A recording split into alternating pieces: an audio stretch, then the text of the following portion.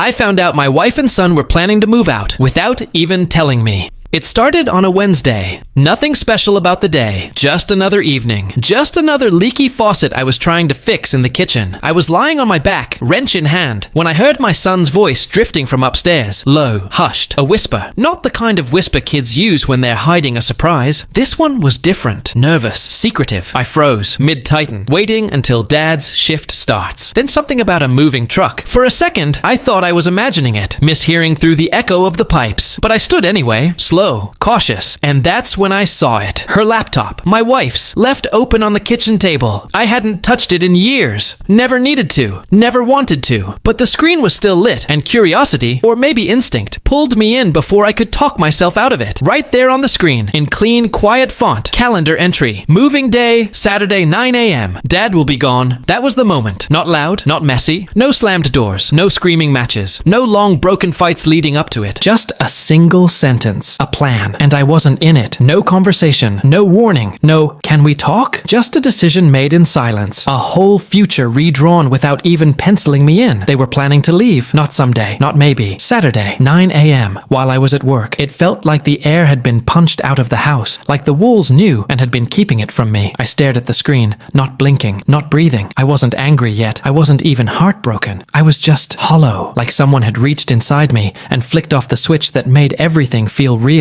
That was the moment everything changed. I didn't say anything. Not right away. I didn't yell. I didn't ask questions. I didn't march upstairs demanding answers. I just started watching. Really watching for the first time in months. And suddenly, everything began to click into place. All the little things I'd brushed off. All the quiet moments I thought were nothing. Melissa had started leaving her phone face down on the counter. She never used to do that. Now, every buzz made her jump, like it might expose something. Tyler, my son, he barely spoke to me anymore. And when he did, it was only if Melissa was in the room. Like he needed her there. Like she was the translator for a language we used to speak fluently, but somehow forgot. And then came the final punch. I wasn't even looking for it. Her purse was sitting on the hallway bench, half open. I bent down to move it aside, and there it was. A lease agreement, neatly folded and printed. 2 bedrooms, different part of town, signed in her maiden name. Start date, this Saturday. The same Saturday I was scheduled for back-to-back shifts. There was no mention of me, no co-signer, no emergency contact. No, we'll figure this out. Just her and Tyler. They weren't just planning to leave. They had already left. Mentally, emotionally. They were already building a new life, together, without me.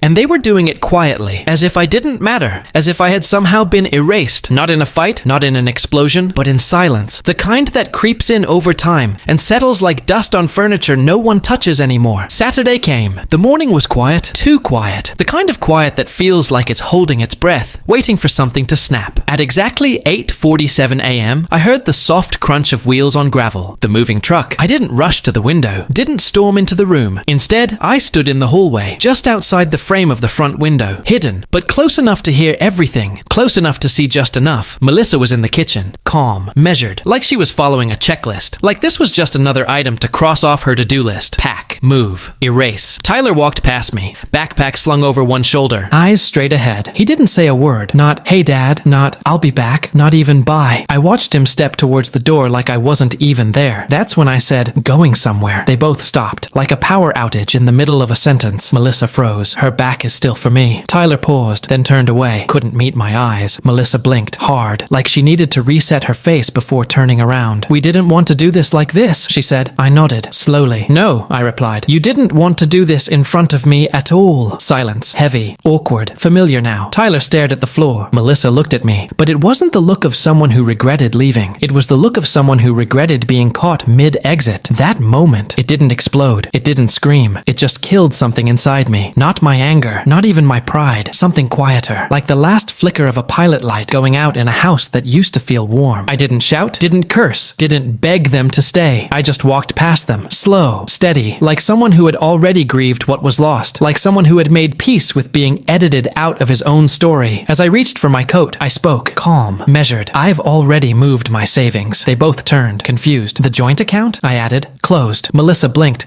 unsure whether she misheard or just hadn't expected me to know how to play the game. name. The house? I continued. Transferred to my name last week. You'll need to find another place. Fast. That was when Melissa's face finally cracked. Not broken, but fractured. The way glass looks just before it gives way. Tyler's mouth opened slightly. He looked at me, not with anger, not with hate, just stunned, like he'd never considered the idea that I might choose myself. I reached into my coat pocket and pulled out a folded sheet of paper, walked over to the table and laid it down gently. The lease, the one I found in her purse, signed in her maiden name. 2 bedrooms. Start date today. I wasn't meant to see that, right? I said. My eyes met Melissa's, just like I wasn't meant to know you were leaving. The silence that followed was thick, but I didn't stay in it. I picked up my keys, slipped on my coat, and then I left first, before they could, before they had the chance to call it their decision. For 2 days, I disappeared. No messages, no arguments, no explanations. I rented a cabin upstate, bare bones. Just a bed, a window, a worn-out chair. Silence so thick, I could finally hear myself think. I turned off my phone, didn't check my email, didn't scroll, didn't wonder if they were looking for me. I let the world spin without me, and for the first time in a long time, I could breathe. When I came back, the house was quiet. Melissa was gone, moved in with a friend, I later found out. Tyler didn't call, didn't text, didn't ask where I went, but the mailbox stuffed. Letters from banks, from lawyers, from Melissa herself. Pages of panic dressed up as paperwork. Urgency wrapped in legal terms and careful wording. Suddenly, my presence mattered again, but they weren't watching me leave anymore. Now they were watching what I took with me. The stability, the structure, the foundation of the life they tried to rebuild behind my back. They thought they'd leave quietly, slip out the door, and write me out of the picture. But I turned the frame. I walked first, and I took everything with me that couldn't be duplicated. And honestly, I didn't feel guilty. They made the choice. I just gave it consequences.